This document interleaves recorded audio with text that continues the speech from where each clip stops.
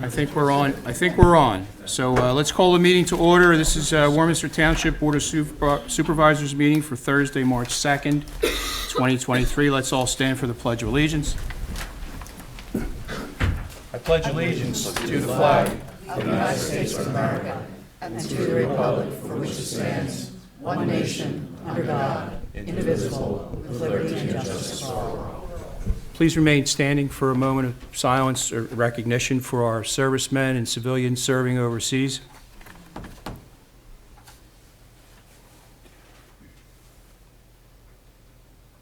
Okay, thank you very much.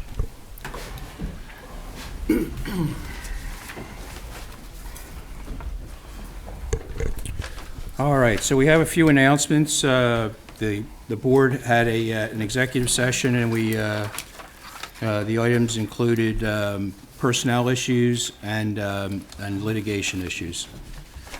And if the board will give me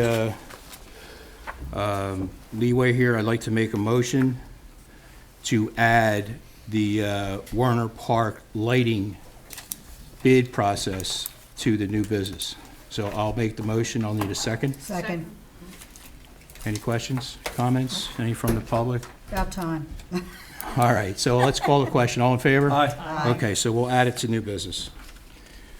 Okay, that's all I have, other than welcome everyone. And I'll turn it over to Kathy. No comments tonight, Mr. Chair, thanks. Okay, Mark? Thank you, Kathy. I'll be taking your time. I have a few, Mr. Chairman. First, I'll start off with the Park and Rec announcements. The annual Easter egg hunt, generously sponsored by First National Bank of Newtown, is scheduled for Thursday, April the 6th at 4:30 at the Hallowell Pavilion in Warminster Community Park. Registration is limited to the first 500, ages 3 to 10, and I would get on that because it books up quick. Visit the Parks and Recreation Table at the Warminster Township Open House on March the 21st, and I believe that's at the golf course, right? Yes. The open house, yes. At the golf course on March 21st from 6 to 7:30 to learn about upcoming projects and programs and share feedback and get to know your Park and Recreation Department. Help us plan for materials and refreshments by pre-registering, which would be good too. Next up is Community Yard Sale, April 15th, 8 a.m. to 10 to 1 p.m. in Warminster Community Park. Register for your space at warminsterpa.myrec.com. That's the new one I've been talking about the last few months, and it's very easy to navigate. In fact, all registrations can be completed by MyRec. Create your household account today, which my wife and I did, and it's really simple to navigate.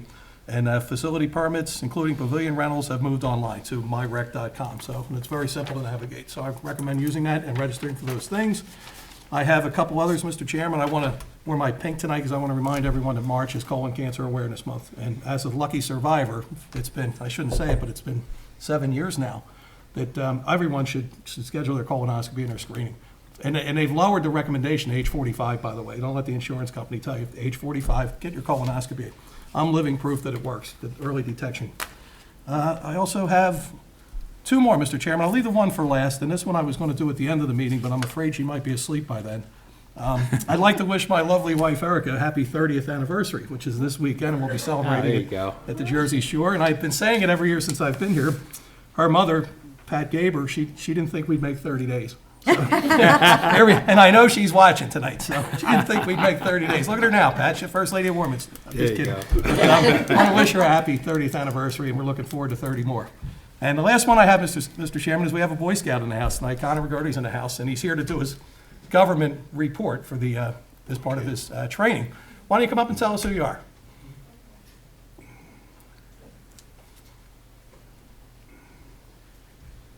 Come on up to the podium so they can hear you at home. There you go. He's a natural. There you go. I'm Connor McCurdy, and I'm here for my merit badge for citizenship in the community. And I've just come here tonight to write some stuff down about the problems we have. What school do you go to? Log College, What grade are you? 7th. Excellent. Getting up there, buddy. Very nice. Thanks for being out Very tonight. nice. Maybe someday you'll get to sit up here. That's great that there are some young people interested in how government actually runs and not how people perceive it. Right. Correct. It's nice. And that's all I have. Thank you, Mr. You're Chairman. welcome. Where do we go? Janice? I just want to wish everybody a happy March and happy St. Patrick's Day to all of you that are Irish and everybody that acts like they're Irish on St. Patrick's Day. Please be safe and careful. All right, thank you. And it's nice to Judy? see the crocuses up. Okay. In the past, I've told you about the first ever family camp-in at the Warminster Library, and I gave you the wrong times. It's on March 25th from 4 p.m. to 8 p.m. I actually have the information now. And it's free, and it's a great family time. There's going to be face painting, games, scavenger hunts, fishing, that's in quotes because there's no pond there that I know of, and a lot of stuff. There's going to be scheduled activities from the Elmwood Park Zoo and sing along with Peter Moses, who's the Bucksmont Astronomical Association, and story times for the kids, and refreshments, and it's free. So registration is required, though, and you have to call 215-672-4362 to register. 215-672-4362. March 25th, 4 to 8. And the other thing I want to tell you about is the library has been doing fabulous things. They had 35 youth events just in January, and they had 33 adult events in January. So they're very busy over there. There's lots to do over there, so call them and find out what you can do, what the library has for you. And they're going to be introducing to the board soon new plans that have been developed for renovations of the bathrooms and a couple other renovations in the library. And that's very exciting too, because the bathrooms in the library look like they're in the subway, you know, so. So it's nice they're to long have that. overdue. Ben Wilson Senior Activity Center will be having a senior expo fair on April 21st from 1 to 3, and that's free. There's over 40 vendors that are going to be there, so have all your seniors come by, see what, or juniors come by and see what they have to offer. That's it. Thank you. One other announcement that I forgot to mention, I was at the VFW post last night on Lewis Drive. They told me that they're having a trip to I think it's the AA baseball. They're going to have a nice event. They're looking for people, anybody interested. I'm not sure. I think it's in either late April or early May. I'll get a date. We'll get that posted. But anybody interested in taking a trip with the VFW, please either contact them or go on their website, and they have a sign-up sheet there for you. So we'll get more information on that. Sorry? Reading? It's June the 3rd. June 3rd, okay. So we have some time. We'll get more information for you. I just heard about it last night, so, $28 a person. right. It should All be a you can good eat time. buffet and soft drinks, $28 a person, June the 3rd. Yeah, that's always a good time. The Reading Fightings? Yeah, The Iron Pigs? Iron Pigs. Oh, so. Yeah. All right. So we have some presentations to, we have one presentation actually for some wonderful holiday decorating, and we're going to hand over the floor to Jess Fox, our Parks and Rec Director. Hi, Jess. Hi, Jess. Hi. Okay, so this year we had our last year, we had our very first holiday house decorating contest. We had 36 participants, which was really awesome, and about 5 households that volunteered to judge, along with some of our Parks and Rec Advisory Committee. So tonight we have our first place winner and our honorable mention winner. Our second place winner is not here tonight. He is working and very excited to retire this year. He said he's already gone out and bought all of his lights for next year. He's ready to take the win next year. All right. So we'll start with our honorable mention, the Gildine household.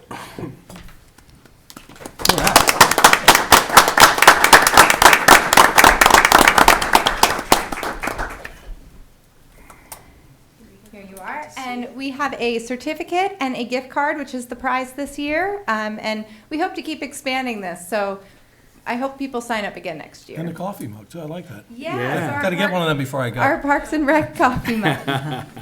Here you are. Thank you so much. Thank you for participating. All right. Wonderful. Awesome. Well, congratulations. Okay, and then we have our big winner, who combined by every single one of our judges had a perfect score. Wow. So it's the only household to have that, and I'd like to welcome up the Benedetto household. All right. Are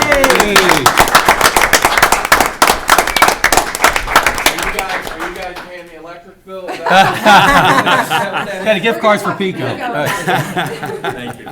Thank you so much. Wonderful. Oh, awesome. Great job, thank That's you. great. job. Thank you. Thanks for entering. So, is there anybody that do you guys want to take any photos up here or anything? Would you like to? I think. That would be Why don't you fine, for yeah. your page? Yeah. Yeah, why don't we take a short break, and we can get some photos with the contestants and the winners, that'd be great. Perfect. Thank you. That'd be good for your page. Yes, definitely. All right, welcome back. So we'll move right into, and by the way, next year, as we said, this was our first year with the holiday competition, and next year we'll make sure we have some pictures to put up on the television and on the screen of the residents. That would be nice. So work in progress, and it'll be better every year. That's wonderful. And thanks everyone for who participated. All right, let's move on to land use matters. We have 700 York Road conditional use for Drake Motors. Yes, This is this is the the continuation. continuation, correct? Right, the continuation of the hearing from both February 2nd, where it was continued, and Thursday, January 19th, 2023. On behalf of the applicant, we have Amy Farrell from Caplet Stewart and Santiago Uribe from Bowler Engineering. At the last hearing, you had, for the most part, finished your case. Do you have any additional testimony bringing up tonight or anything? We do that not. Okay. Only thing on the township side, just to continue with the record, we had 2 additional review letters submitted with a resubmission. The fire marshal, emergency director of emergency management services submitted a letter on February 22nd, 2023, and Gilmore and Associates, the township engineer, and dealing with land use and zoning matters, submitted a letter dated February 23rd, 2023. We're just going to add those respectively as Township Exhibits 5 and 6 to the record. So they're a part of the record. If you have nothing else to present, is there any, we opened public comment last time, is there any additional public comment on this application here tonight? Any questions, comments from the board? I do have one. Amy, if you recall, the last time we were here, I did ask you about the intentions of Tesla if they were going to apply for a dealership license. Yes, and we did go back to Tesla and we asked for clarification on that, and they confirmed that under Pennsylvania law, each individual site has to be licensed directly at that location. So they will have a dealership license that is specific to this location. Okay, thank you. Thanks for clarifying. No that. problem. That's all I have. I have a few, Mr. Chairman. Go ahead. Number one, from what I'm seeing, the fencing along the back, you're just going to do a wood shadow box fence. We're not even going, I know we'd asked about a soundproof fence, but at the very least, a PVC fence, it's a little more attractive. So we took, I we mean, did, a wood fence, you know what it's going to look like in 3 years. well, actually, we felt like the wood fence was going to probably hold up a little better along that buffer there than the PVC. That's been their general experience. We can take a look at PVC. I'm less concerned about the wood versus PVC than the sound barrier fence. That's a much more And involved at this point, fence. it's something aesthetically proper, you know what I mean? I see, like, we had something submitted to us earlier today, with a fence that was 4 years old. It's all brown and decaying. I mean, I don't want to go over there 4 years from now and see a fence that's brown and decaying, where the PVC fence is more attractive. We can certainly take that back to Drake, and we can work with Craig and figure out what the right answer for that is, as long as we're in the range of that. Okay. If we're worried about aesthetic versus the sound barrier fences, I think that's not the right location or necessarily what we need there. It's not a drive-through, it's not, Right, and I know, did have a busy conversation activity. with Mr. Kennard about it today, but whatever's more aesthetically pleasing to the public. Yeah, and we can Like I certainly do said, that. I don't want to give the, okay, we're fine in 3 years from now, drive by there, and we got a brown that's falling down the whole Right. night. Right. We can take a look at that. Thank you. And I have one more question. You guys, obviously, you travel around and do a lot of these facilities around the country. Who do you use for contractors? Do you use local contractors or to do your fit-out work, or do you bring people in from out of state? So I don't know the answer to that specifically. I can tell you that I think that question actually, I think I might remember. I believe that question came up tangentially at the zoning hearing board as well. Oh, did it? Okay. There's, and if I remember correctly, there's a core, so Drake does the development directly, so they have a core contracting arm of their group that's based in Denver, but they don't travel, they don't bring 100 guys from out of state. I'd really like to see do them that have work, local so- contractors get a crack at Well, work in their own neighborhood. that was going to be another one of my comments, Right. that. Yeah, so we the would hope you expectation is that there consider would be, there local would be labor. as much local hiring as possible Yeah, people would for, like a shot at work in their own neighborhood. Yeah. I mean, I know it's a few years back when Costco was done, they promised the world, and then they show up and they had contractors all from out of state. yeah, I A don't think couple of them that, ended up being guests of the chief, as a matter of fact. yeah. My expectation is not that that's the case here, and I know John did testify, I believe it was at the zoning hearing as to the permanent hires. They tend to hire locally for that as well, so they do look Right, but I'm for, talking about the contract building. yeah, my expectation would be, it would be the Contractors. same for that as it is for the permanent hires, that they'll look locally as much as they can. Okay. They may have, some of this is highly specialized, some of the equipment and some of the things that come in, that I would suspect has, Right. some I very understand that. I particularized understand folks that. who have to do that work, but the Right. general But the guy contracting banging work, nails. yeah, Right, I think that can be local. right. I'm sorry, I forgot the stenographer was here. Sorry to drag you into that, chief. I forgot the stenographer was here. No cursing. Did you get paid? No, you didn't. No cursing. Right. But that's all I had. Thank you, Mr. Okay. Chairman. Yeah, I appreciate that, Mark, because that was a question of mine, too, about hiring local labor. I have nothing else. Anything from you, Craig? No, I know, just jumping back, I'd like to just get it resolved tonight, but I'm okay with it. They did discuss the fencing. They had the draft conditions. That was, several members have asked that. I'm okay with the plastic PVC style. We can work that out. Okay. Instead of the wooden, no sound barrier fence, which I know is quite expensive. Probably not needed, given the type of use in the back and the existing woodlands and utilities. So Right. I would just make that change to the conditions and just go with a plastic PV fence, and we can work out the details of that fence. Okay, I think that's Is that fine. okay? Thank you. Thank you. And The we only do other appreciate- issue that hasn't been resolved is the lighting issue. That is actually your next item on the agenda. We'll handle that as part of the land development application. So I did get asked quite a bit about the lighting, and that issue will be discussed in your next agenda, the next item, once the hearing's closed out. Okay. So that's all I have. And the last thing we have then is, as our professionals, we have recommended conditions, should you take any action here tonight. First, the applicant shall comply with all comments contained in the following review letters unless modified by other substantive conditions, or the letters themselves are modified to remove comments. The Township Engineer letter dated February 23rd, 2023. The Township Traffic Engineer letter dated January 4th, 2023. The Township Fire Marshal Emergency Management and Services Director letter dated February 22nd, 2023. 2, the applicant shall comply with all conditions imposed by the Warminster Township Zoning Hearing Board in its decision and order dated February 21st, 2023.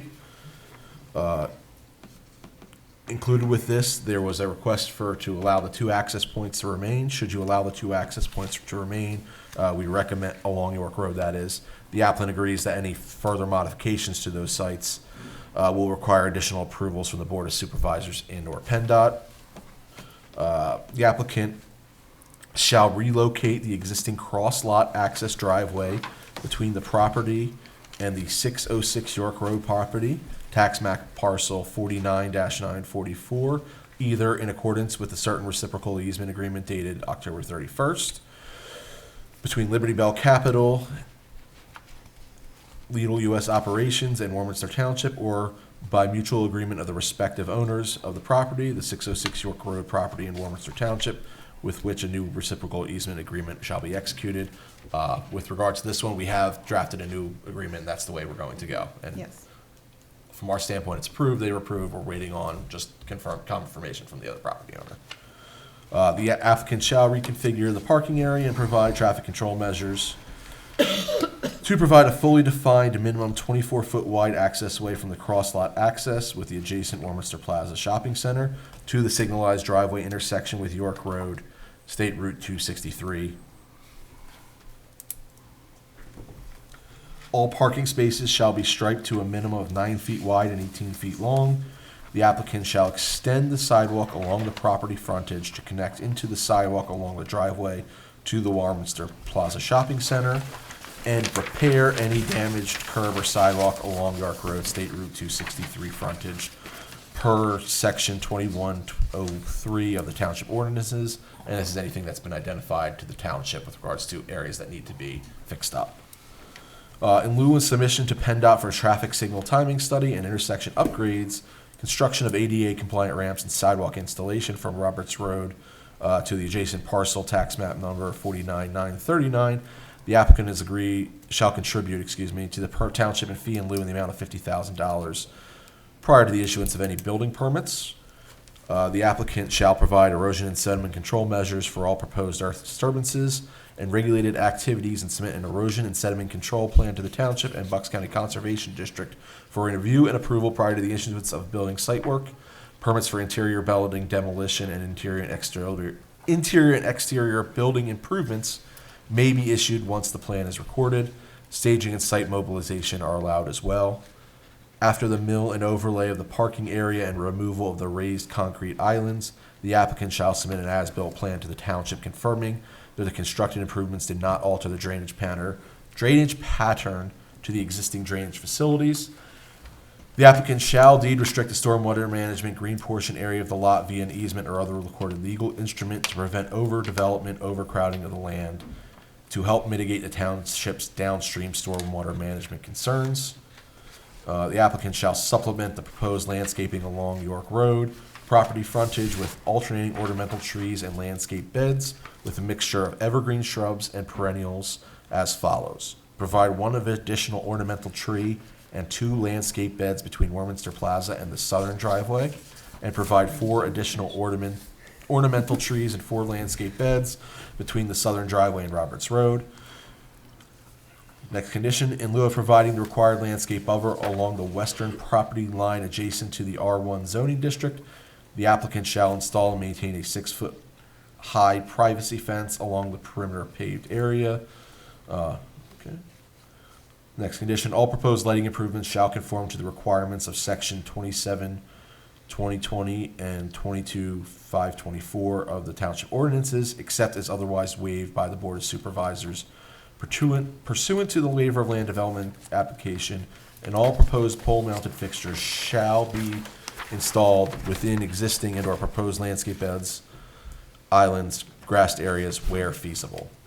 The applicant shall relocate the light fixtures proposed within the driveway medians to avoid conflicts with vehicular traffic.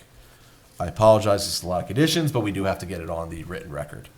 All proposed signage shall comply with the exhibits and testimony as incorporated into the decision of the Warminster Township Zoning Hearing Board granting variances from the requirements of the sign regulations in section 27/2300 of the Warminster Township Zoning Ordinance. The applicant shall be required to obtain a separate sign permit from the Warminster Township Department of Licenses and Inspections. Prior to the issuance of a building permit, a full set of construction plans shall be submitted to the township for review and approval and shall include details for all proposed site improvements. The applicant shall enter into site improvement agreements in a form acceptable to the township solicitor and shall post financial security to guarantee the completion of the proposed improvements. Applicant shall submit a construction financial security in the amount of $936,320 in the form of a letter of credit or other form approved by the township solicitor. Applicant shall submit an additional separate escrow for legal and engineering fees in the amount of $50,000. The applicant shall provide an as-built plan for the modifications to the existing stormwater facilities and shall sign and record an operation and maintenance agreement with the stormwater management facilities in a form prepared by the township solicitor. And specifically, the applicant shall address the following deficiencies. A, the existing CMP outlet structure has not been maintained, is in poor condition, and has been disconnected from the existing head wall, is in poor,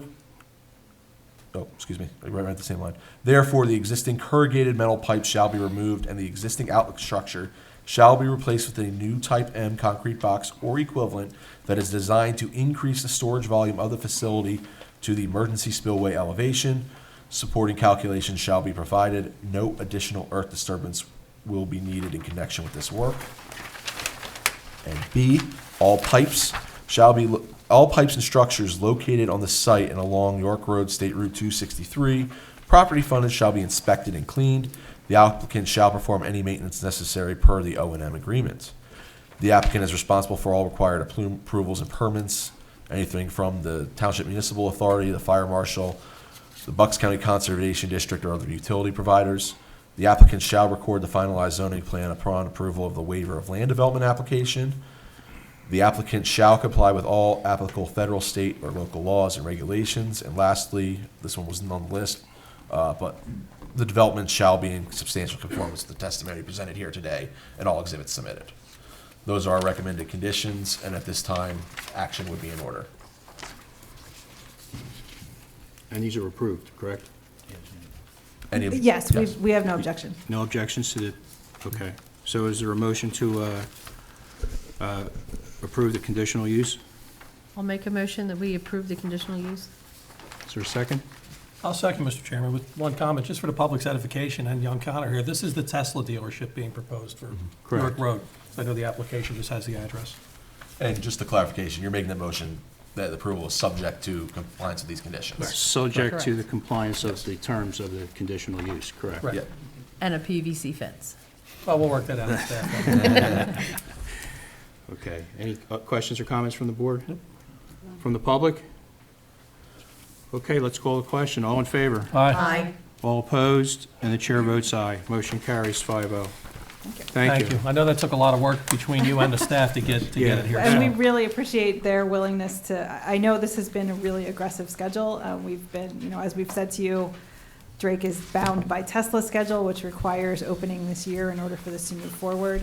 And staff has literally jumped through hoops for us to And help we closed a us lot out. of gaps here, so kudos to the So we- Yeah, staff and to you. we're thrilled that, I remember on one of the calls that I was participating in, that we offered our services to staff, and we have a great staff here.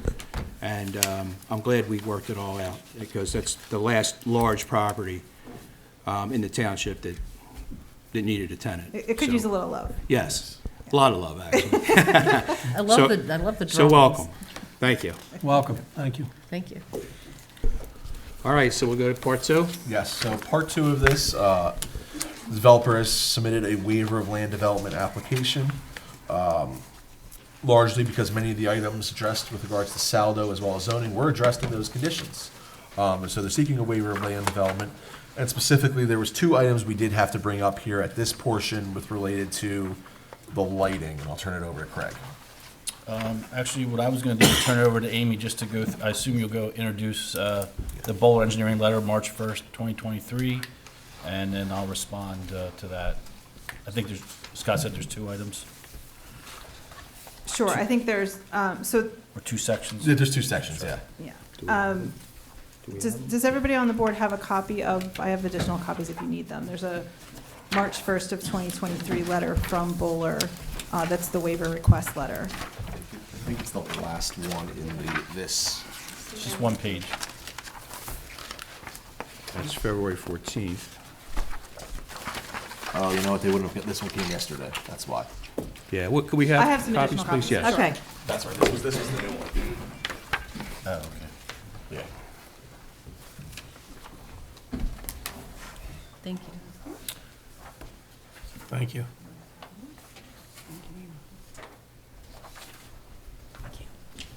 Thank you, Amy. Okay.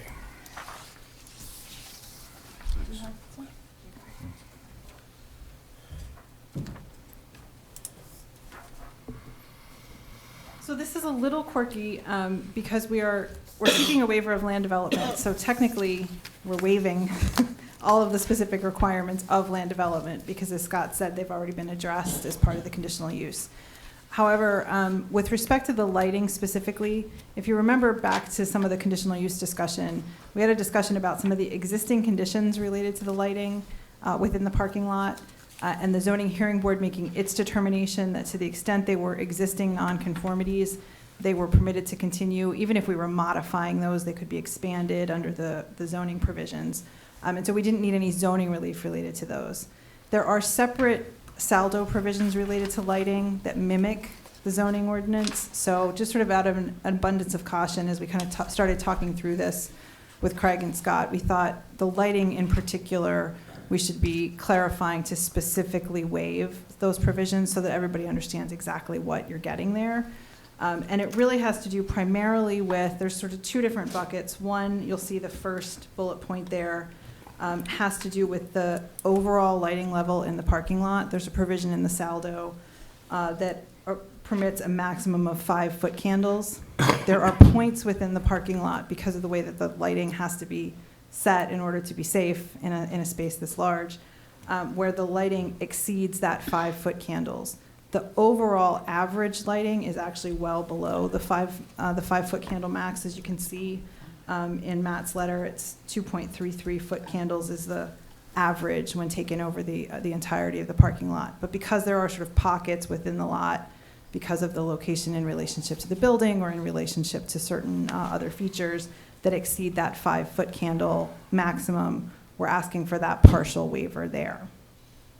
The other component has to do with the lighting levels along the property perimeters. And we talked about this a bit, I think, last time as well, particularly as this center adjoins the shopping center right next door where it's parking to parking. I think everybody agrees that lighting should be a little higher than you would normally see at a property perimeter because you are parking to parking, you want that to be a bit safer. At the driveway entrances as well, that lighting is typically higher than you might expect otherwise along a property perimeter. Again, folks are entering and exiting the property, so it makes sense to have lighting levels increase there.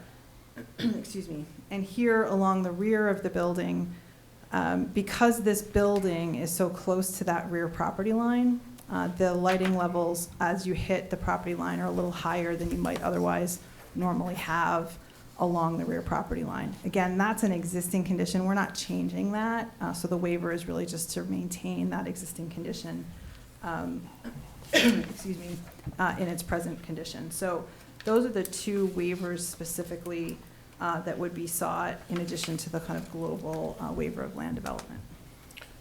So I'll follow up with that then. We do support both of the waivers identified in the March 1st, 2023 Bowler Engineering letter that Amy described. I do concur with all the reasons why. In fact, in most even newer development where they're not trying to preserve an existing building or at least maintain an existing building, we would like to see higher light levels along York Road, along the other adjoining shopping center for continuity and safety. So, and the last one is the building is very close to the rear property line. It is wooded. We'll have a fence, woods, but there's really nothing they can do with the close proximity of the rear property line. So we support those waivers. Again, this is a little unique because the zoning ordinance does reference the saldo subdivision land development ordinance design criteria. So they're required in zoning, but the design criteria is in saldo. So just to be on the safe side, given that this was a conditional use hearing and we handled most of the land development through the conditional use hearing, which we wouldn't do in other projects. You're used to seeing a smaller conditional use hearing, and then we get into the engineering and details and waivers. Based on their very aggressive timeline, we consolidate all this into the hearing instead. So I have no other issues with the waiver of land development. We did push for this at the very beginning. I think the board was aware of that. There was some resistance. It turned out to be, I think, a good thing. I recommend you waive land development for this project, the process, and also the specific waivers identified tonight regarding the lighting. That's all I Thank you, have. Craig. If you give a thumbs up, I give it a good thumbs for up. us. Double thumbs up. And the rear, the western side is, we're not really changing anything there, No, you're correct? not. No, Right. no. Okay. Thank you. So we need a motion? Yep. Motion to waive land development and. Kathy wants to get out of here today. No. You so just the- need a motion to approve the waiver of land development. Waiver of land development Yes. and subject to these, okay. Yes. Motion. Is there a motion? Second? Second. Second by Janice. Any other questions from the board? From the public? Okay, being none, let's call the question. All in favor? Aye. All opposed? And chair votes aye. Motion carries 5-0. Thanks, everybody. We Thank really you. appreciate everyone's help. Thank you. Good you. luck. Let us As know I when the said- grand opening is. Well, it's Yeah. before you know it, apparently. We'll see. And I do appreciate your consideration in using local labor. I will let them know, I'm sure they will. Amy, before, Thank you. I'm gonna get this question, so since you're here, your construction schedule and your opening schedule, do you have a ballpark? I know you talked to me about it, but. Yeah, so their construction schedule is next week, quite frankly. I mean, we're working with staff to circulate. We've already negotiated land development agreements. We kind of got out ahead of all of that so that we could get as much of that done as we could heading into next week. Their intent is to close. They were waiting, obviously, for this approval. With this approval in hand, their intent is to close on the 13th, so a week from this, 2 weeks from this past Monday, a little more than a week from now. And once they do that, they will be looking to get at least the first tranche of those permits released right away. So we're working with staff here to get everything signed. It's going to be the fastest land development recording, I think. We're going to set some kind of land speed record here. When's your target, when's your target date to break ground? Right, they'll look to start the demo and whatever work they can do on the building within the next 2 weeks. And Okay. then everything else will start right on the heels of that. We're waiting for some review from the county because the old Lidl permit was still open, so that's taking a little longer than we had hoped. But as soon as they have that in hand as well, then they're ready to start on the site work as And then well. what's the target opening date? I don't know that I don't have the specific date, but I know it is this calendar year. That was the clear direction from Tesla, was that it had to open this year or this project did not move forward. So I would expect it would be late fall under their schedule. I'm trying to make it while I'm still here with you. Oh, you'll be here? My God. There are, He has short timers. there are conditions that were just approved that have to be done prior to the issuance of any building permits. Yes, and actually most of those, so it's hard to tell from these conditions, but based on the review letters themselves, most of these conditions have actually already been satisfied. I was gonna mention that, they have, Scott had to read them into the record, but a majority of those already been worked out. They needed to know, we already worked on escrow amounts, development agreements, so they needed to know specifics, so we kept moving forward with that. And we're a little ahead of the game as far as that part of it, so it should go pretty quickly. But as Mr. Scott said, everything has to be finalized before permits are issued. A full set of construction drawings, Right, and the construction drawings, demolition plan. the building permits have already, or building permit drawings have already been submitted. They're with the building department. I think construction plans in this instance refers to development plans, right? Which they've submitted. That's why I actually already reviewed, that's part of the conditional use, I did review those. Yeah, we'll talk more. All right, great, thanks. So everybody. basically, you're complying with the conditions. Yes, so, and Thank again, you. I think Thank you. to Craig's point, I think probably 70-80% of those have already been Okay. addressed, so. All right, we're great. we're Well, moving. thank you, Amy. Great, thank you. Thank you. All righty.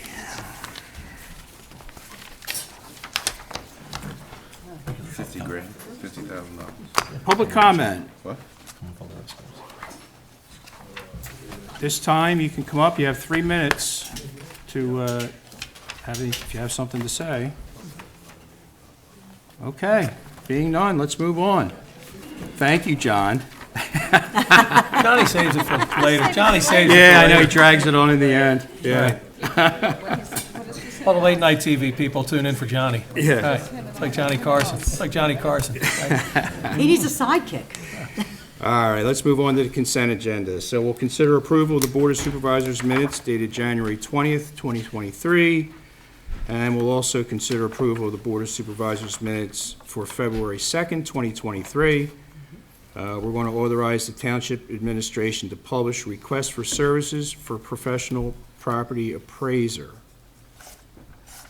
Is that the Portnoy thing?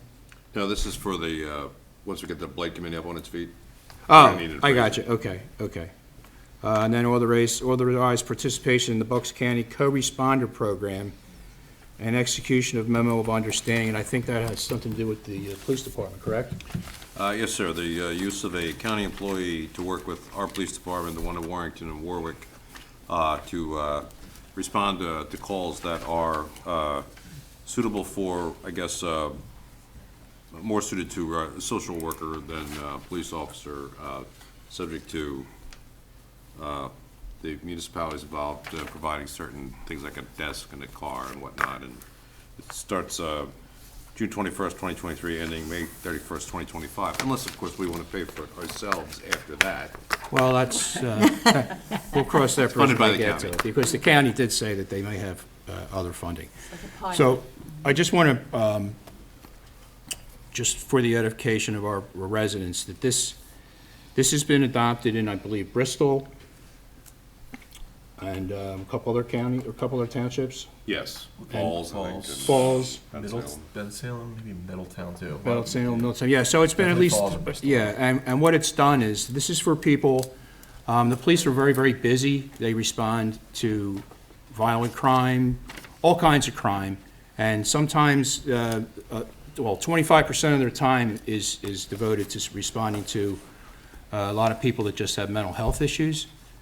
And what this does is the county's offering to provide us with the police, and there'll be training involved between the police and this mental health person, that they will take some of these calls away from the police, or I'm pretty sure that's how it works, isn't it, Chief?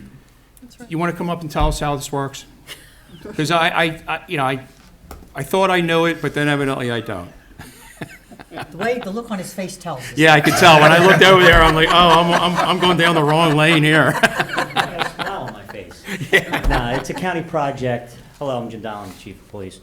It's a county project put forward, Sergeant Ben Salem, and they have a mental health advocate that comes out who brings a laundry list of county assets that, that we cannot necessarily get at 3 o'clock in the morning when we need them.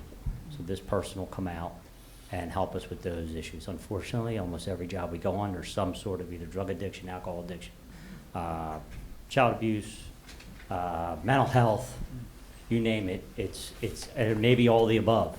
And this person come out and introduce different assets, veteran affairs, children and youth, things like that. Things that'll keep these incidents from growing to becoming bigger incidents, to where we wind up with a major incident where all we have is law enforcement left. So this program is built to cut these. It's almost like a broken windows theory. You fix the little broken windows, and therefore the neighborhood doesn't get destroyed.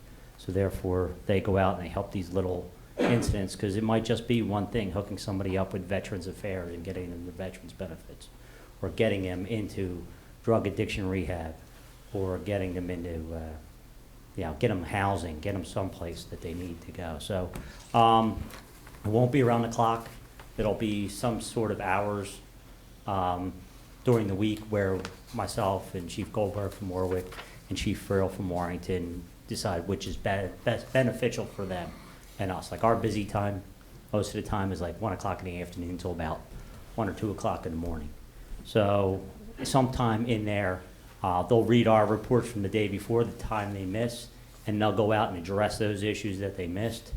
But Warminster handles out of all of it, we handle about 55 to 65% of the call volume that they're going to handle. So therefore, later down the line, that equates to cost.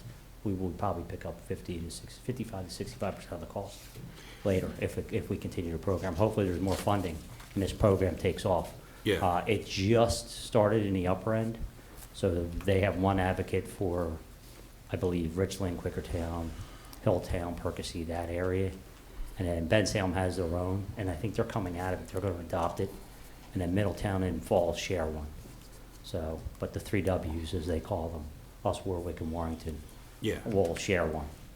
So, and I was told, I'm under the understanding from the county commissioners when they explained this to me the first time, that this will actually help you guys reduce your time at responding to these types of calls. Yeah, it helps us more. If they get them the assets they need, instead of getting a job at Friday night at 8 o'clock and having to wait till Monday morning to get a county asset, we can get a county asset out there. And we might go out there 15 more times in the next 3 days on 2 different shifts. So that call volume should subside. Now, you know, something Yeah. always manages to fill that void. So, Right, but right. But we at do least have other it- proactive things we have to do. That's right, that's what I mean. So, It'll actually free you up, Yes. because I understand it's been a 25% reduction in those types of calls. Yeah, I haven't seen at statistics from Bensalem Ben and Salem. Ben Falls, Salem's yeah. the longest running one, Yeah, but they're the busiest. right. You know, they had 65,000 calls for service last year, so, Yeah. when it went down, so, but they're Right. 3 times our size and 3 times the size of our department, so. Yeah, well, And they border the city of Philadelphia, so. A we're lot of not that that's- far away either. Yeah, we're not that far away either, but yeah, it should, we'll see. 2 Right. years, I'm hoping, fingers crossed, and we'll And get some people and hopefully some we help. get more Get some funding. people some help and get the county to work, Yes. so, all Yeah. right? Thanks, Jim, I appreciate that. Thank you, Thank Chief. All right, I was close, but I was a street over on It's that, okay. on that description. We'll let you slide this Thank time. you, thank you. Just All this right, once. so is there any other questions or comments about the consent agenda? Motion to approve. Second. Okay. Yep. Any questions from the public? Can I comment on what the chief was talking about? It's on the consent agenda, so come on up, John. John Priovis, 674 Joseph Avenue. Just to give you an idea of what's going on, like what he was talking about, I saw that, I think, in a couple other townships. I think Philadelphia has it. But one of the biggest problems that we were having is, right now, is this gambling problem with people gambling and spending all their money and have nothing left at the end of the day. I tried to, I talked to, the biggest part of it is like, they end up homeless is what we're looking at. We're looking at a homeless problem. I've been saying that for years in Warminster. It's kind of hidden, but it will come to the forefront. I guess with your advocate, that would help. But I called a couple apartment complexes to see what the requirements are to get a one-bedroom apartment. Okay, for a $1,200 apartment in Warminster, you need a $45,000 a year salary, and it has to be verified. So when we're looking at these people that are having problems and struggling, there's no way, you know, working as a waitress or, you know, doing, cutting lawns or whatever, they're gonna qualify for these houses. The biggest problem that I found is it has to come, the county will get you housing, but it has to come with an abuse situation or some things like that, and that's not always the case. The biggest problem we're having is the gambling, and I've seen it, you know, firsthand. You know, my family's doing it, and it's causing a problem, and it's not just here; it's all over the place. So, but just keep in mind, you know, like you want to help people. Everyone's out to help everyone in the community, but just to do the simple checks to see what you can do to help. Like I said, you know, $1,200 apartment is you need a $45,000 a year salary, but then you see the houses with 7 or 8 different people living in them, which we know that's not right, and they're charging, the homeowner's charging 100, 125, 150 a week, and they're sleeping in the basements, they're sleeping, and there's no place for them to go.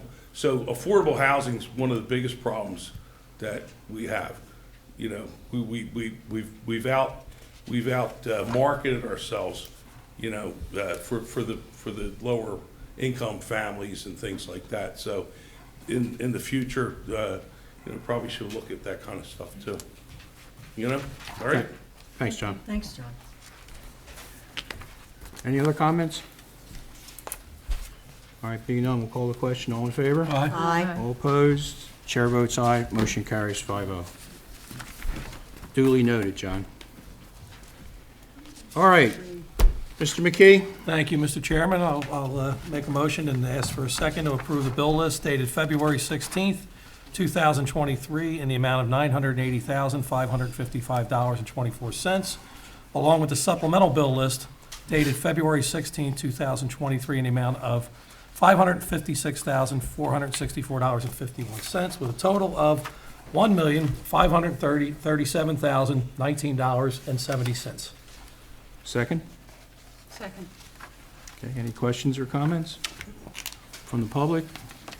All right, we'll pay our bills. All in favor? Aye. Aye. All opposed? The chair votes aye. Motion carries 5-0. Thank you, Mark. All right, John, you're up. All right, so we're just looking at 1 month, so this is definitely a quick one. Excellent. Revenues are up 91,000 over last January. I do think this is the first time we're actually seeing a sign of the current economics in our own financial statements. Earned income tax is up 82,000 compared to January of last year, but we're seeing a big decrease in transfer tax. It went down 107,000. So we're seeing people are making more, they're working, low unemployment, but the transfer with the high interest rates, people aren't buying and selling houses nearly as much as they were. In January, we had 13 properties change hands.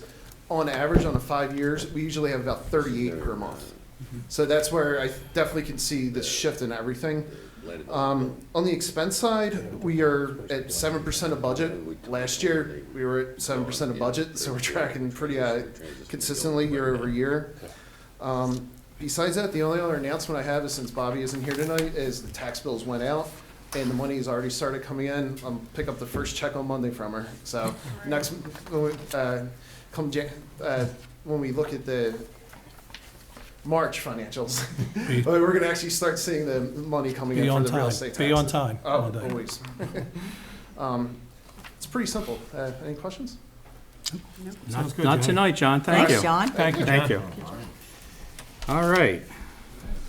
That was painless this time. Thank you, John. All right, unfinished business. There is none. New business. How about we go right to a motion to initiate the Warner Park lighting and switch and service, electrical service. Motion. Second. Second? All right, so just for everyone, we've been talking about this in the infrastructure committee meeting. We wanted to bring it out. To do all the lighting in all the parks the way we want it done, it's about $5 million, so we're going to do it in phases. I know Jess was a little nervous with that number, but that's really not a big number when you look at today's construction costs. So the Warner Park service, the electrical service, is so outdated and it's dangerous. That's an understatement. Yeah, I mean, I looked at it myself, and when Tom and I were out there, it's really, it needs to be upgraded. It's from about 1950, maybe. 50s, yeah. Yeah, and the lighting is poor. We want to make it a showcase, just like Warner Park, just like the rec center. So we're going to put football stadium lighting or similar to it in there. We're going to upgrade the electrical service to handle everything, and it's long overdue, just like everything else that we're trying to tackle every year. So I believe the estimated cost, we figured it would be about $1 million, so it's a little south of that. Yeah, hopefully a little less than that, but we'll see once we get the bids in. Right. And to be honest with you, it still comes down to the final design. We had a staff meeting today, and we're gonna look at a couple alternates in case, we're gonna get some feedback from the residents. I believe Jess is gonna be meeting with the residents in the next few weeks, and then we're gonna be looking at the height of the light. I know the big issues, and Mr. Scott brought this up, the height of the lights. We're going to go from 40 feet up to, right now we have a design at 70. That's the optimal, but we're going to come up with a different couple designs. We'll finalize that, and we're going to go out to bid, so this will help speed that along once we get feedback from the residents. If we have any issues, we'll come back in April, but if we're all ready to go on that design, we'll go out to bid and hopefully award it then April, May at the latest. And then we'll have to figure out the schedule because of the football schedule. We did find out, and depends on who the contract's awarded to, it could be upwards of 2 months for lead time for the ordering of the lights and the materials. So that would kick us right into the football schedule. So we'll have to see. We'll know more in April and May. We'll continue to Jess and I'll give you updates each month here. But this will help speed up that process. If everything goes well, we'll see how the schedule fits with installation, either before the football starts or right after. Right after, so. Either way, we'll guarantee by the end of the year. Anything to add, Jess? Yeah, come on up. Come on up.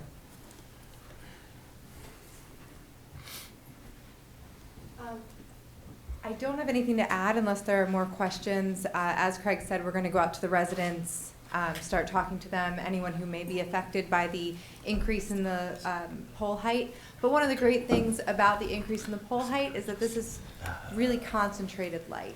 So we're not going to have a whole lot of spill, but they may still see the lights from their house. It's not going to be shining into the house, but Right. it's still something that they're going to see.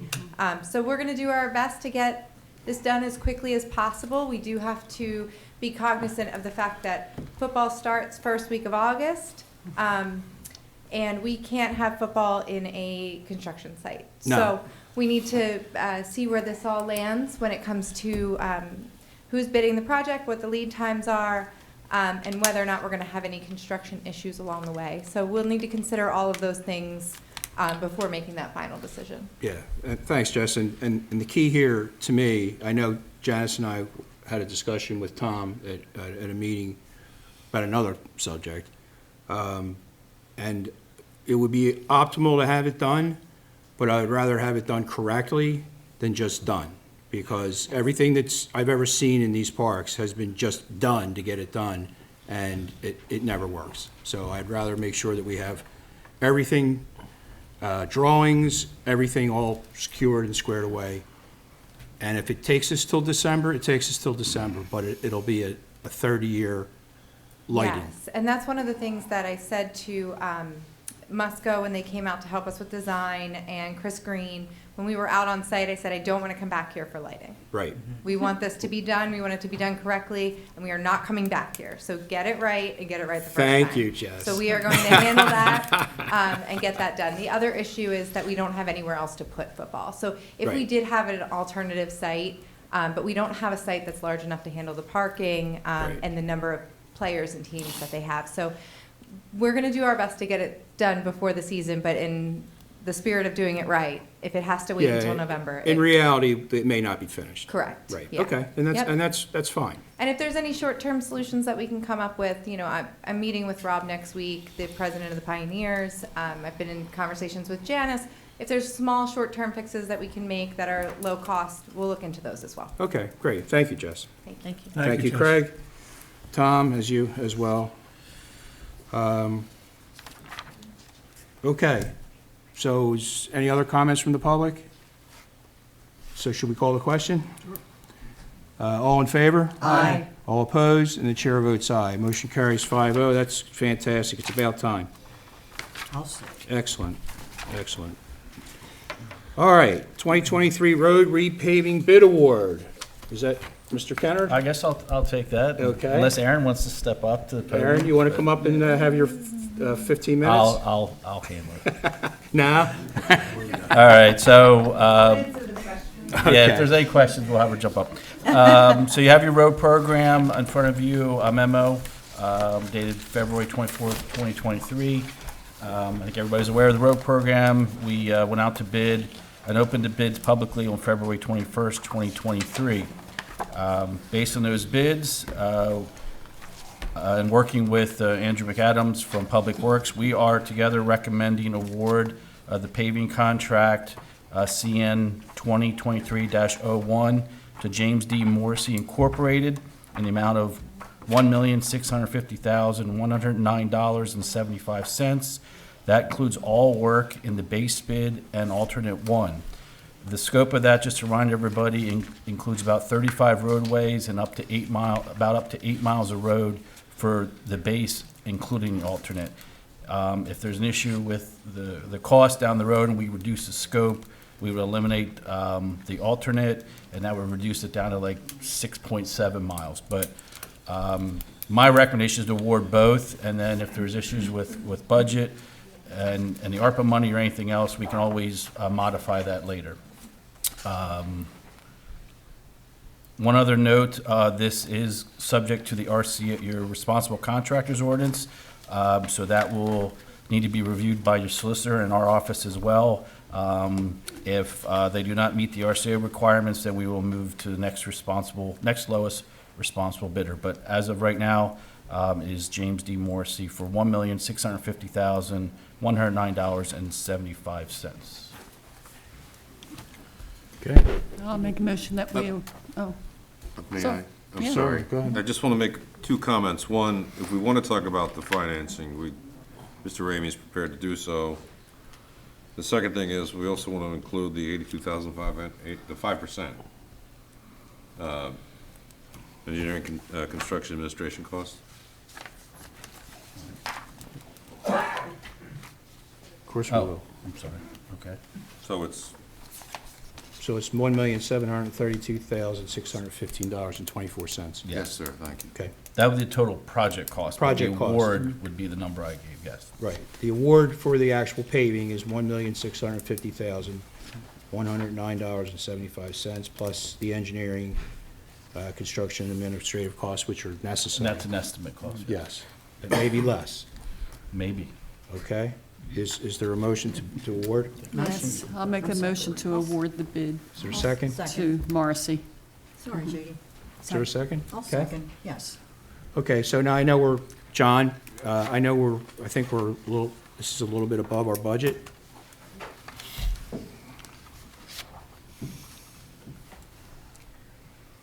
So when we originally passed the 2023 budget, we did have $1 million worth of roads planned, 500 coming from the general capital and 500 from liquid fuels. I did talk to Andrew McAdams. We could probably get some more from liquid fuels, and then we do have some in reserves in the capital to cover the additional cost. Okay, and I know aggregate's going up another 40% come, I believe, May. So, and this is the problem right now, is asphalt and concrete aggregate is just through the roof, and so is any kind of petroleum product. So these costs are escalated because of that, and there is no escalator in here, correct? You didn't have any before. They're allowed to have an escalator. They're having an escalator here Yeah, now? that has been challenged, and we've had issues with that, so. Okay. Oh, yeah. Asphalt index. No We, doubt. Yeah, I mean, and this is a problem. This is why we want to award this now. Because I was told already by the quarries, for other things that I work on, that aggregate's going to go up at maybe 40%. Mr. Chairman, if I could add, the alternate does not include any additional ramps, so your concrete, which is next on the list here for your agenda, it will not add any additional cost to that part of it. There's no Okay. ramps needed for the alternate number one. Okay. Thanks, John. Thank So you, we John. have it covered. Correct. Thank you. Any questions or comments from the board? From the public? John, or I'm sorry, Tom? Yeah, just to, so everybody knows, we're talking about, the base bid was 6.7 miles, and with the alternate included, that's another 1.4 miles. And that's what. was So in it's there. 8.1 miles. Right, so that's what wasn't just approved. Right. Okay. And we will have the list up on the website as soon as we can. Okay. List of Questions or streets. comments from the public? All right, being none, let's call the question. All in favor? Aye. All opposed? Chair votes aye, motion carries 5-0. Thank you. And that's important that we get these bids out early, as we do for the last 2 years, because I know there were, if we wait to put the road program and the curb ramps out, if we put that bid out in April, your costs are going to escalate, just because it's summertime and everybody's workload's already filled up. So it's best we get these out in February when we did. And thanks to the staff for getting this all together. Thank you, Aaron and Craig. And our staff as well. I don't want to slight And anybody. the other guy with the Gilmore shirt on, too. Michael. Yeah, Right. yeah, I was gonna Michael, bring that's those right. up earlier. He wears a Gilmore shirt, and I thought he was a reporter before. Now he's identifying himself. Aaron and Michael make me look good, no doubt about it. All right, next item, the 2023 curb intersections wheelchair ramp installation bid award. Thank you, Mr. Chairman. I'll take this one. You received 8 bids, which were opened on February 21st, 2023. The scope of this award is for approximately 54 concrete curb ramps. It'll be in accordance with PennDOT standards. I probably haven't said it over the last couple of years, but all work we follow PennDOT Publication 72, their standards. So every ramp built in the township, that's why the cost is high, follows PennDOT standards. We are recommending the 2023 curb ramp installation contract CN 2023-02 to Drumheller Construction Company in the amount of $319,140. This is all items in the base bid. There is no alternates.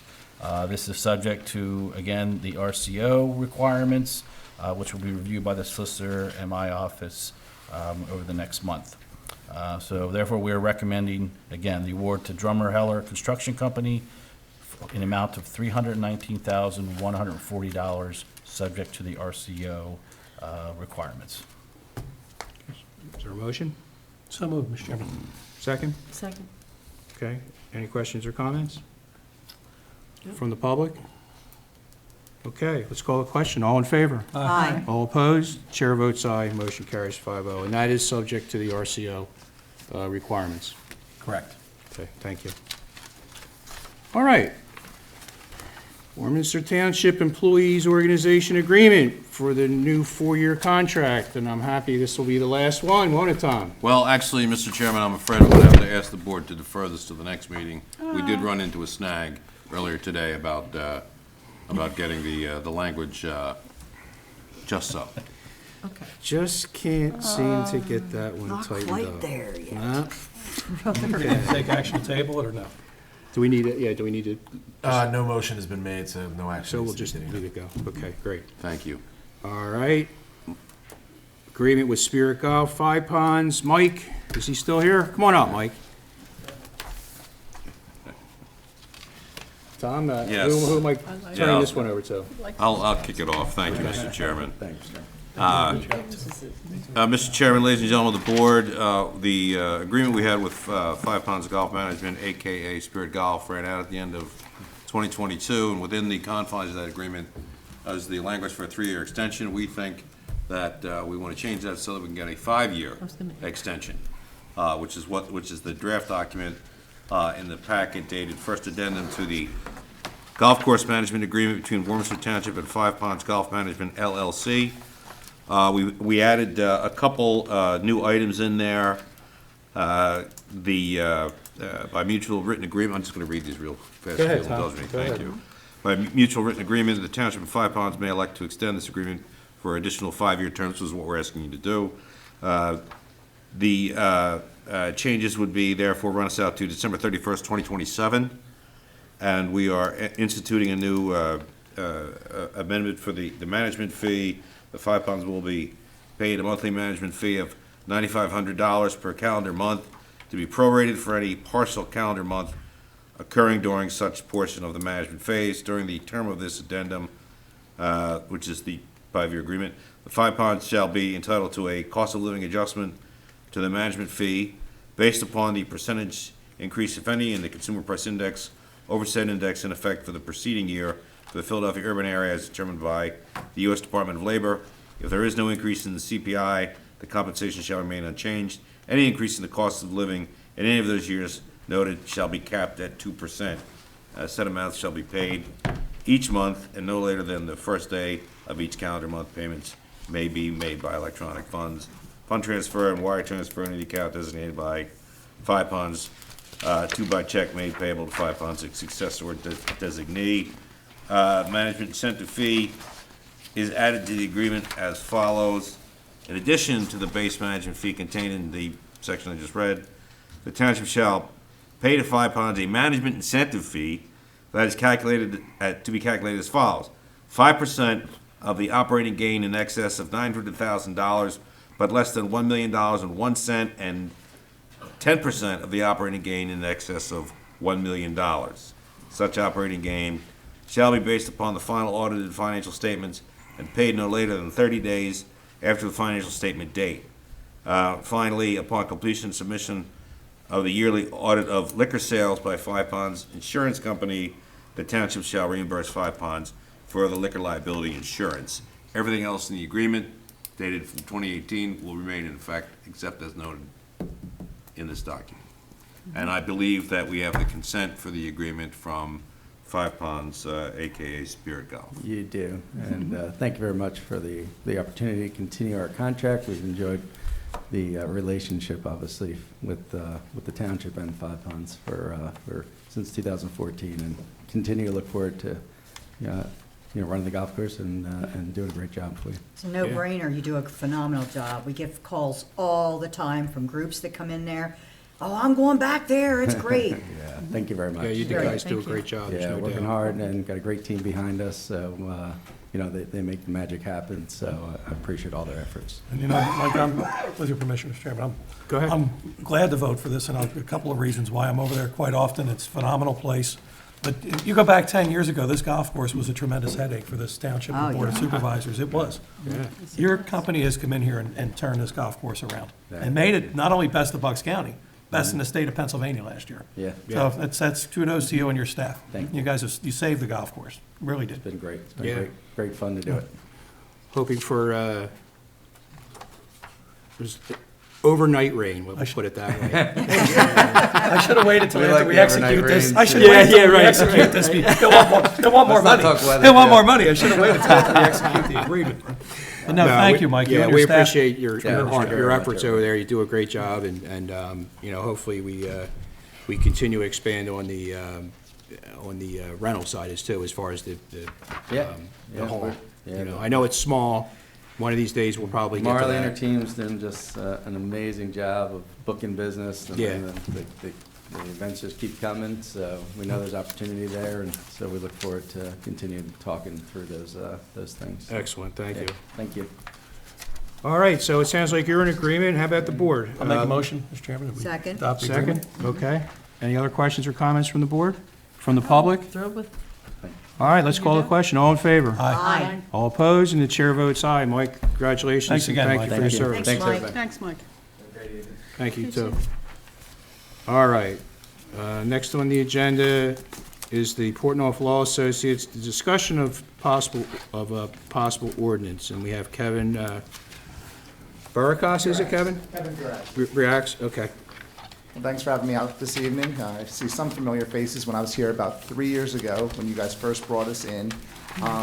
So just as a reminder for those who aren't that familiar, so my firm collects the delinquent real estate taxes and delinquent utility fees for the township, including delinquent trash, streetlight and abatement and nuisance fees. We've been doing this for 3 years. Over those 3 years, we brought in over $171,000 for the township. And one nice factor of that is, too, it came at, our fees are paid by the property owner, not by the township. So when we collect, you guys get 100% of your money from what we collect. We don't take a cut of that. Our fees and costs are paid by the property owners. But through our process, over the past 3 years, 61% of your property owners have not paid us attorney's fees. So that means that they're responding early to our collection process, which is great all around. And it's also great actually for the people who do pay on time, because they're not seeing their taxes and utility fees raised up as a result of the fact that the people that aren't paying, because again, it's not coming from the township's pocket. The reason I'm here tonight is that we've asked the township to do a contract addendum and a new ordinance, and this has come into play as a result of the fact that there's been a change in the law. So originally, our first step in our process was a certified notice to the property owner, informing them of the debt and informing them that the fees would be shifted going forward. And that came at a cost of $40 plus certified postage to the property owner. There's a change in the law that required us now to do what's called a validation notice that comes first. And in reality, this is actually a benefit to not only the township, but the property owner, because it's going to come at a lower cost. So what we do now is there's a validation notice that goes out first before that prior letter. It's at a cost of $25. It's sent by first-class mail. So for someone who potentially just forgot about their obligation completely, they can pay their obligation, pay an extra $25, and they're done. So not a big fee at all. And we charge that directly to the property owner. We don't charge the township for that. So we do that step, in a sense, free for the township purposes. Any money we collect, you get 100% back, and we just get a $25 fee. So it's not a big money maker for us, but as a result of the law, that's a new change that we need to do. Now, the second step in our process is now what was formerly the first step, that certified notice. That's the only thing that we charge directly to the township. We've been doing that all along, $40 plus postage. So with this new step now, to the extent that someone responds to that, you guys don't have to pay anything. For that step that you do pay for, it's fully reimbursable. So we add that to that second step, and you guys get that money back. And over 3 years, the total outlay that's outstanding on that payment for 3 years is $5,600 compared to the $171 we collect. So it's not even 3%. And again, that number, you keep getting that money back as we continue to collect it. So it allows you to get everything back as we collect that money. But as a result of that new step now, we need to have a change in in the list of fees that's attached to the old ordinance, because we're adding that $25 fee now to this new ordinance. So the contract addendum is really just agreeing that there's a new fee schedule, and the ordinance is now codifying that fee schedule.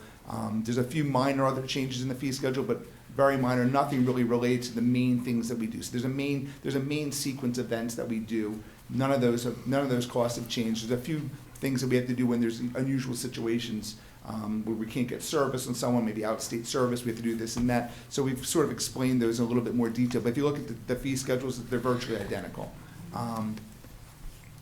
So that's what we're here for, basically. We need this new ordinance to be signed so this way we can proceed on the delinquent taxes and utility fees that you'll be giving us this year to collect. So it's imperative for us to have that signed so this way we can move forward and charge that property on that $25, because right now we can't do that because it's not in the current fee schedule. Okay. So, thanks, Kevin, because, thanks for coming in and explaining all this to us, because we weren't quite sure what this was all about. And does the board have any questions? No, you pretty much explained. Yeah, I mean, really, it really is better for the township, and it's better for the property owners. Right. Our firm takes a little bit of a hit because we're not making as much because that first fee is smaller, and we tend to get some response to that first fee. So, but it is what it is. We're going to comply with the law, and we have a pretty big staff. We have a staff of about 90 people. We have 2 people. Their full-time jobs compliance. So they really look. I mean, we have, and just so you know, on a broad spectrum, we represent over 200 municipalities and school districts throughout the state. We actually represent over 10% of the public school districts. So this is all we do. We're a law firm. Our entire practice is this. And we have 2 attorneys full-time. All they do is compliance. So they're always looking for things changed in the law, not even necessarily in Pennsylvania, but trends someplace else. We're like, all right, let's shift this to make sure our clients are protected. So we really are very careful with what we do for our clients because, again, this is all we do, and we wouldn't be in business if we weren't doing a good job with it. So we're very, very careful, and this is a change it's a careful change, and in reality, it benefits our clients and their taxpayers. So Okay. there's no real controversy with regard to it. Okay. Well, thanks, Kevin. Go ahead, Tony. You have a question? Yes, sir. Thank you, Mr. Chairman. Kevin, would you be able to assist us with the language that we're going to need for the public notice for the ordinance, to advertise the ordinance? We can probably help you put something together. It's not something we typically do, but we've helped some clients in the past, so. Please, yeah. Yeah, I mean, We want to make sure we get it I'll speak to right. your solicitor too, just to make sure. I mean, it's the same as you would advertise most of your ordinance, but we'll make sure we're on the same page. Right, but if it was coming from him, I'd have him write.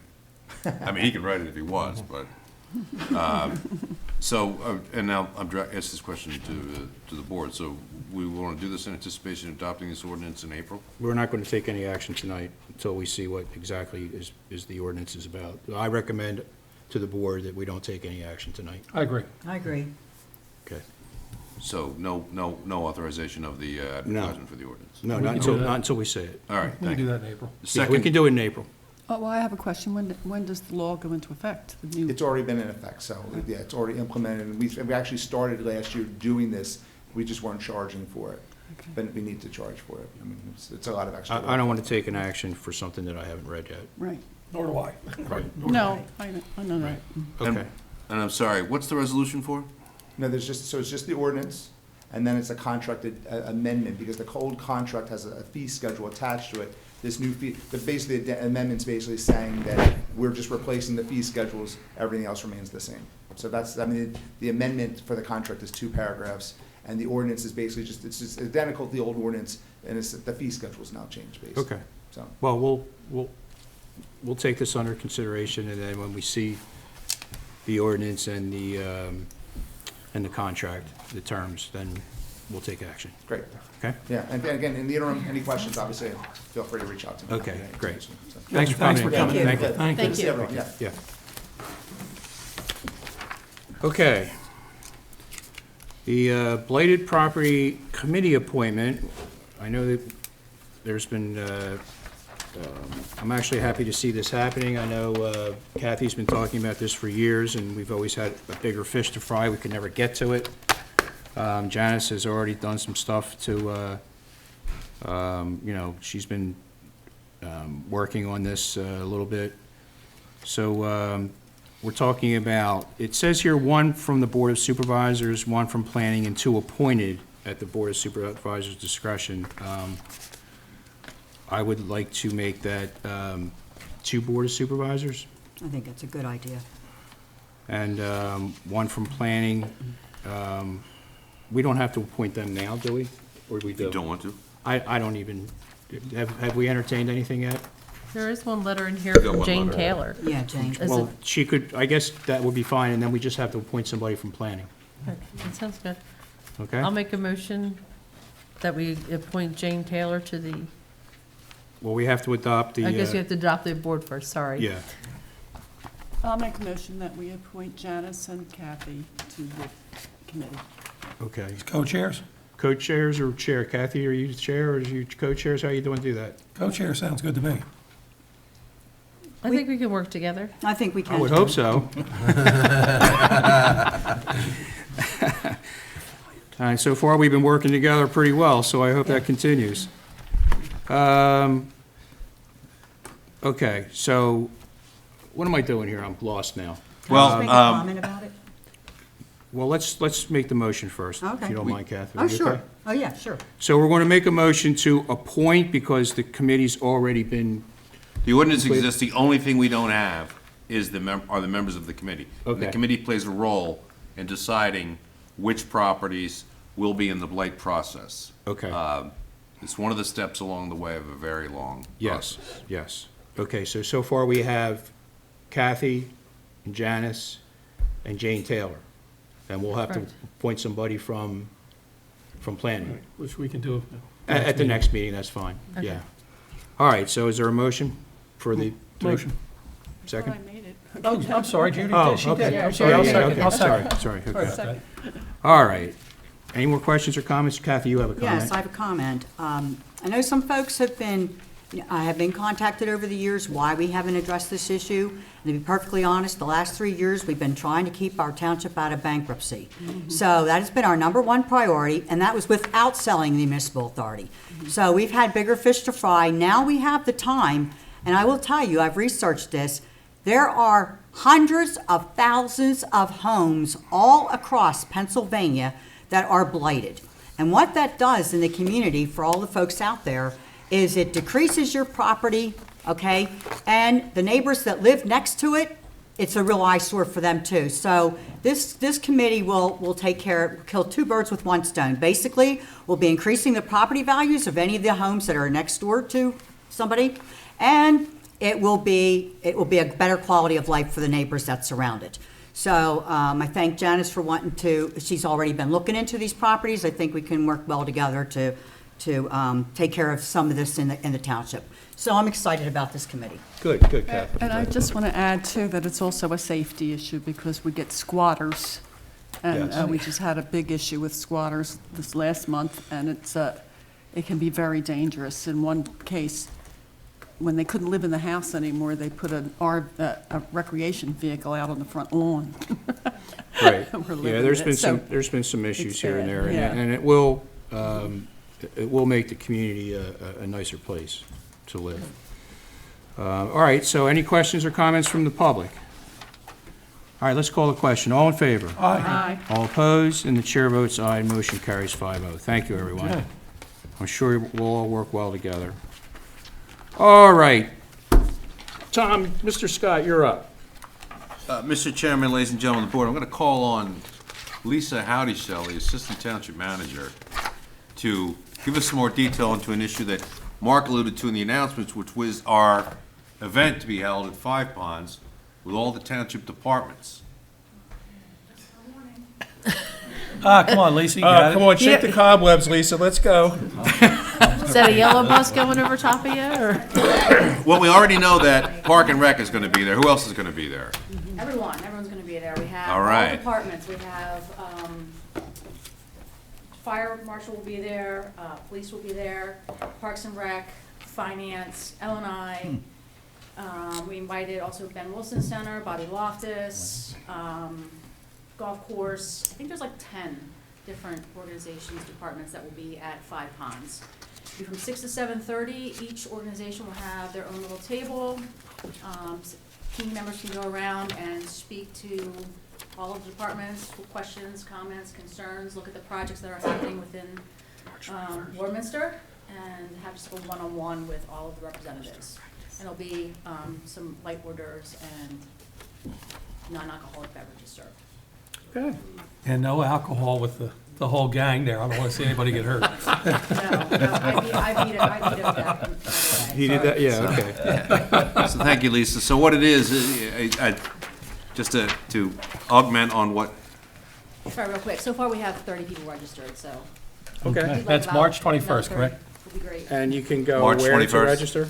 March 21st, you can go onto MyRec, the Parks and Rec website, into MyRec to register for the event. We need that for our head count for the food and beverages. Okay, great. Thanks, Lisa. Thanks, Lisa. so we're gonna have all the departments available for the public can address them one after the other, like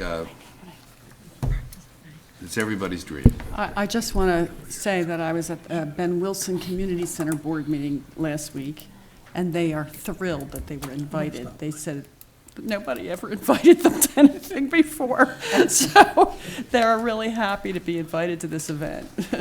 Great, good. Great. That's all I have as far as that goes, Mr. Chairman. Thank you very much. All right, Tom? I just heard from Jerry Jadrew to remind us that the library will also be there. Oh, yeah. Hi, Jerry. Thank you. Stay home, Jerry. You don't have to get in the car and come over. We got it. We got you. We got the memo. All right.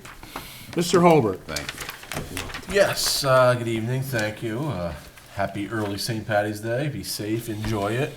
I got a few items I can bring up. Last month, you guys, if you remember, you voted on us moving forward with the Teva, Allergan, CVS, Walmart, and Walgreens opioid litigation settlements.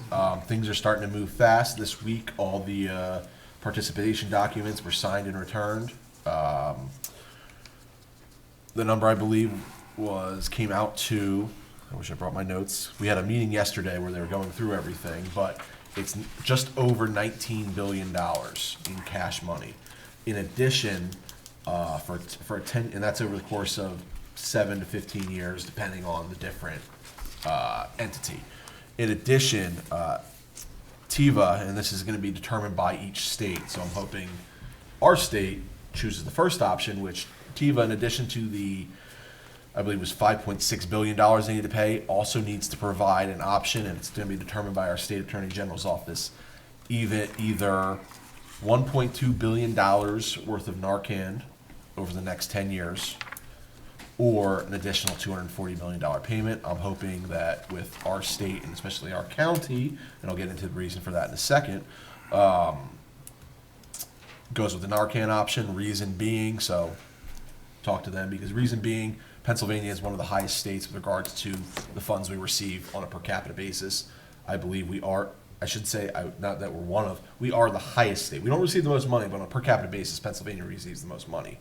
On a per capita basis, Bucks County receives the most money in the state as well. Philadelphia receives about twice as much as Bucks County does, but we receive more than, not only do we receive a higher per capita than Montgomery County, we receive even more money than Montgomery County. We, as you know, we're a pretty nice county, but we've been affected by this issue a lot more than people even realize. So these are good settlements for us. They're divvying the money. Like the prior settlements, this money will be restricted to opioid abuse issue abatement. There's the same structures we've been dealing with. But also what came out as well yesterday in our meeting was the German producer, Mallinckrodt, was going through bankruptcy, and you authorized us last year to participate in that. Pennsylvania is expected to receive $49 million from that bankruptcy settlement as well. And that money will then be distributed, based on a formula, based on the number of participating municipalities. In the past, we've had 100% with all the other settlements. The more people that participate, the more money Pennsylvania gets. Therefore, the more money Warminster gets, the more money Bucks County gets as well. So that's the first item. So that's moving forward, and it's been something that was a question when these lawsuits first started, and seeing the money come in and all the entities that are getting involved, it's good for the communities. So that's the first one. Second one, recently you had us go to 2 zoning hearing board meetings, two different applications, 2 different issues. The first one being that food truck at the Sunoco. That application was actually thrown out because it wasn't submitted properly. And then just last week, Last week was that one? Centennial. Yes. Yeah, I knew which one it was. I'm trying to think if it was last week. It was last week. Yeah. The set property on Centennial Drive, this is a residence. Someone was looking to put in an Airbnb. Yeah, my street. Yes. That one was denied as well, 5-0.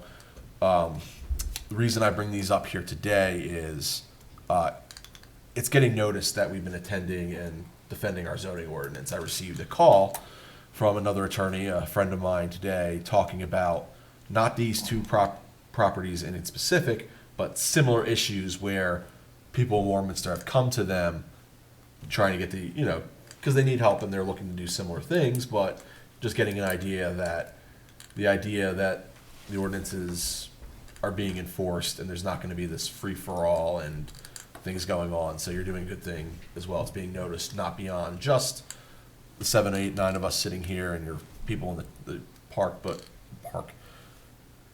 in the building. It's been a long week. The people in the building here tonight, but it's being noticed by attorneys and other people as well. Well, if I might comment, Mr. Chairman, I have to say, Mr. Holbert, I received calls and correspondence from both people on the board and people in the audience about how well you handled yourself at that hearing. Yeah. Thank you. Compliment, Thank you. very Yes. all complimentary. Yeah. I'm sorry I can't say the same for the zoning officer, and that's a discussion for another day. Right, we But- already talked But about I that. received a lot of compliments. I did. So, Thank you. Thank you. I did too. And thank you to those people.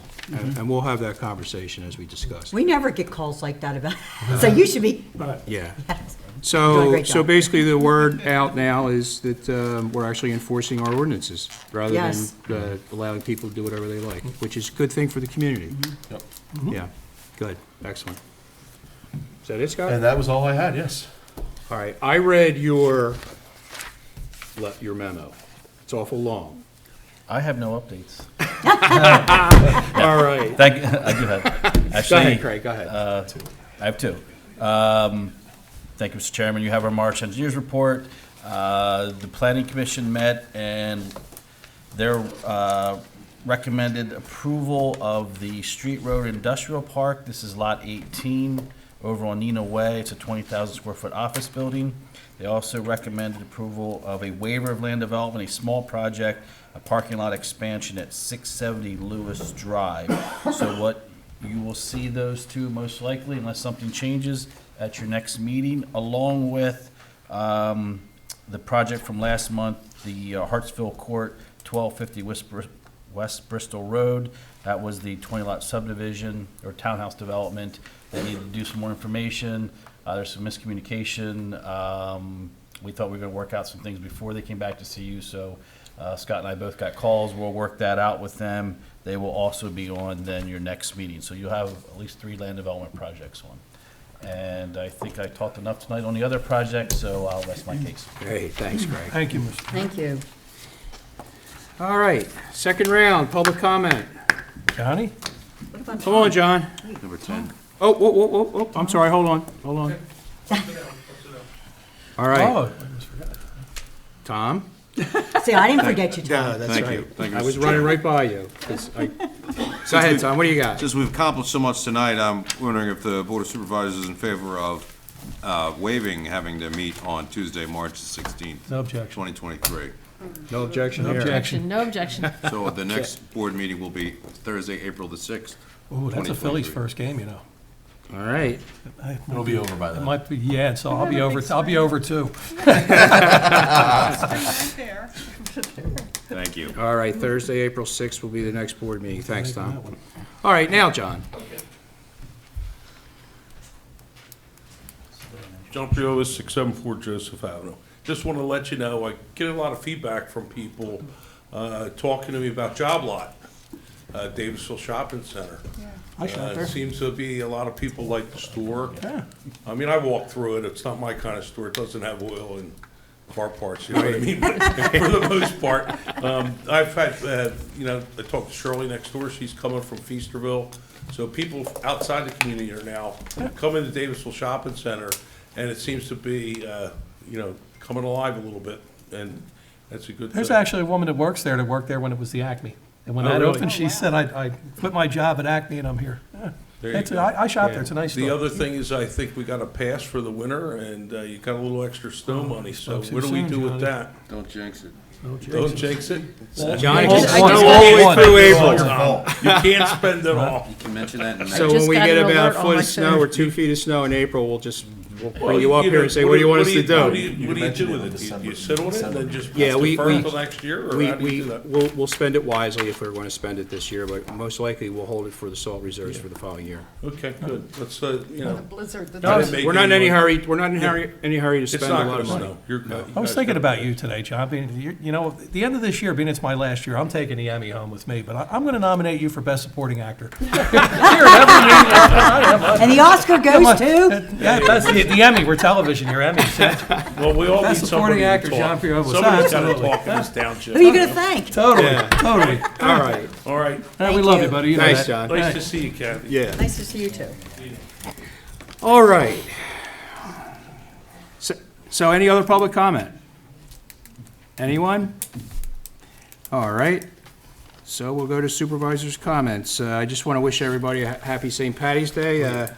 My brother invites me with my nieces and nephews every year to spend the entire day, I think around 10 o'clock on, seeing the sights, so to speak. And one of the girls, a couple of my nieces just had children, so they'll be our designated drivers. Cool. So Up here, Chief, up Chief, here. I'm Just had safe kids? wherever you are. They just had kids, how can they drive? Right. Well, one of them's pregnant again. So, Oh, yeah, okay. she's Up here, or down expected. the shore? Up here? It'll be up here, yeah. My brother does this. This has been his tradition since we were probably 18. Cool. I don't always participate, but this year I will. And I wish everyone a safe and happy St. Patty's Day. And follow my lead. Do not get behind the wheel. That's right. Enjoy yourself, and I'll see you in April. Kathy. Again, I'd like to wish everybody a happy St. Patty's Day. Don't drink and drive. Judy? Okay, me next. Yeah, go ahead. Oh, maybe I screwed up. Happy St. Patty's Day. Enjoy your McDonald's mint milkshakes and your Popeyes fish sandwiches, you know, for Lent. And but the most important thing about this month is that it's Women's History Month. So try to encourage your children to look at a little bit of women's history books, especially the ones that they're trying to ban all the time because they may not have that availability in the future. And remember that women are part of American history. And I Thank do you. believe Pennsylvania just made history.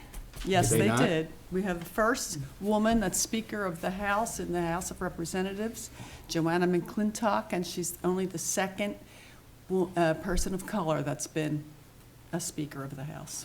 So, Very good. Part of women's history. Yep. Yeah. All very right. important. Mark, I'll save the Emmy for last. All right, go ahead, Janice. I just want to thank everybody for tuning in tonight and all the people that came out in person to the Board of Supervisors meeting. It's important to get involved and follow along with what's happening in your township, because if you don't get involved, you can't complain. There you go. Have a great March. All right, go ahead, I'm glad Mark. to see our Boy Scout Connor made it through the meeting. Connor, we hope you learned a few things tonight, especially don't run for public office. No. I'm only kidding, but no, really good to see you guys here. Really good. And I hope you learned a few things about how things work. This is called how a township's supposed to operate. We're supposed to get along and solve problems and not argue with one another. Right. So that's the key takeaway. I hope you took it home with you. And we hope to see you back again, for sure. And I definitely want to wish everyone a happy Patty's Day. I'll be spending it at the Jersey Shore. It's on a Friday this year, and the Phillies are on at 1 o'clock. All Can't ask right. for any more than that. What more could you ask for? Yeah, and I'll be on foot. Good. Don't fall. and you, young lady, you're going to be able to go to bed pretty soon. I know you're tired. That's all I have. Thank you, Mr. Chairman. All right, thanks, Mark. All right, so motion to adjourn. So moved. Motion. Here we go. Have a great night, everyone.